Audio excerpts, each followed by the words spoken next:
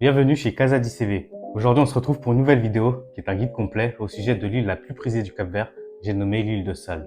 Comme d'habitude, nous allons voir des informations utiles, des conseils pratiques, nous allons parler d'hébergement, de transport au sein de l'île de Sal, on va aussi parler de lieux à visiter et d'activités à faire. Restez bien avec moi jusqu'au bout de la vidéo. Avant tout, je me présente, moi c'est Adilson et je suis le créateur de Casa di CV, qui est un projet qui sert à la promotion du Cap-Vert, notamment par le tourisme. Donc ici, vous retrouverez des recommandations, des informations et surtout des bons plans pour tous vos voyages au Cap-Vert. Et le plus intéressant avec Casa di CV, j'ai quelques partenaires avec lesquels je collabore et qui vous proposent des promotions exclusives. Alors n'hésitez pas à cliquer sur le lien dans la description qui vous renvoie vers un formulaire que vous pouvez remplir avec vos différentes informations, vos besoins et surtout vos attentes par rapport à votre voyage au Cap-Vert. Comme ça, moi derrière, je peux vous mettre en relation avec les bonnes personnes. Retour à la vidéo. Sal, c'est clairement l'île du farniente et de la plage. Elle est réputée pour ses magnifiques plages de sable blanc, ce qui fait d'elle l'île la plus touristique du Cap-Vert. Voici quelques chiffres clés à propos de l'île de Sal. Elle dispose d'une superficie d'environ 216 km², qui est comparable avec la ville de Marseille qui est un peu plus grande avec ses 240 km².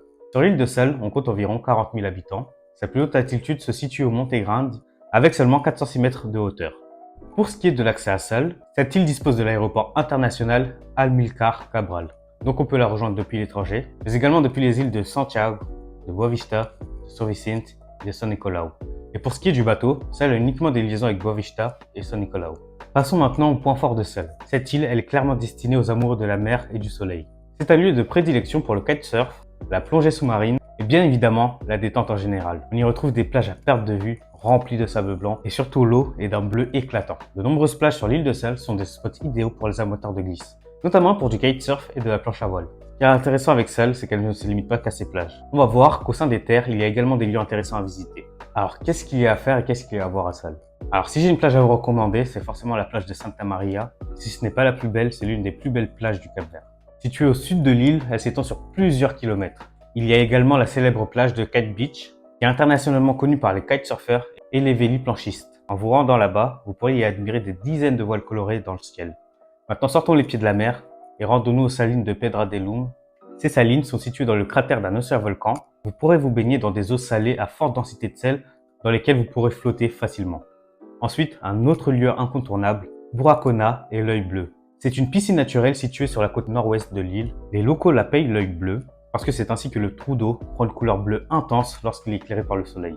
C'est un phénomène fascinant à observer, surtout vers midi lorsque le soleil tape directement au-dessus de la mer. Sal, c'est également une île avec une forte ambiance festive, notamment dans la ville de Santa Maria, qui est une ville de vie nocturne et de divertissement, avec de nombreux restaurants et bars et des marchés artisanaux qui permettent de découvrir des produits et des spécialités capverdiennes. Comme sur beaucoup d'autres îles du Cap-Vert, on aime bien faire la fête, on aime bien les festivals. À Sal, au mois de septembre, on va retrouver le festival de Santa Maria, qui va aussi bien attirer des locaux comme des visiteurs pour des concerts, des danses et des expositions d'artisans locaux.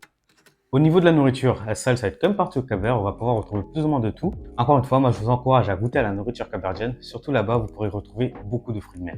Question hébergement, à Sal vous allez pouvoir retrouver de tout, mais vous allez surtout y trouver du ultra haut de gamme, comme les hôtels 5 étoiles, Rio Palace de Santa Maria, l'hôtel Hilton Cabo Verde, Sal Resort, ou encore le 3 étoiles Ocean Suites. Alors pour ces hôtels, ça va être facilement minimum 150 € la nuit, qu'importe la période. Et ça peut augmenter en fonction de la saison jusqu'à des 300, 400 € la nuit. Bon, heureusement pour le bien de notre portefeuille, il existe des hébergements beaucoup moins chers. Vous allez pouvoir retrouver des locations sur Airbnb, différentes maisons d'hôtes ou encore des hôtels plus standards. Au niveau du déplacement sur Sal, en tant que petite île, il faut savoir que c'est très facile de se déplacer. Les taxis sont clairement omniprésents, ce qui font d'eux le premier choix pour vous transporter entre les principales attractions de l'île. Au-delà de ça, vous pourrez également retrouver des agences de location de voitures dans les villes de Santa Maria ou encore Espargos, qui vous permettra de visiter tranquillement Sal à votre rythme. Maintenant, quelle serait la meilleure période pour visiter Sal? Ça va être plus ou moins comme partout au Cap-Vert. Sal dispose d'un climat sec et chaud, avec des températures qui oscillent entre 24 et 30 degrés tout au long de l'année. Et la période idéale pour visiter cette île se trouve entre novembre et juin, durant la saison sèche, car en plus d'éviter les rares pluies de la saison des pluies, vous allez profiter du vent qui est propice au sport nautique.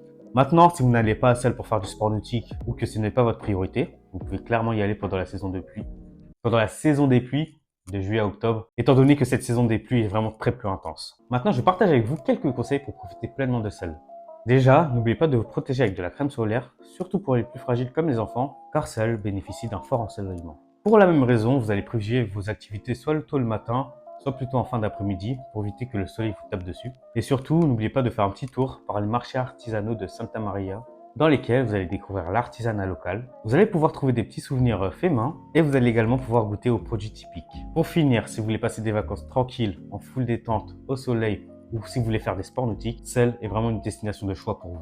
Merci à vous d'avoir regardé cette vidéo. N'oubliez pas de liker, de partager, de commenter. Si vous êtes déjà allé au Cap-Vert, partagez-nous vos bons plans.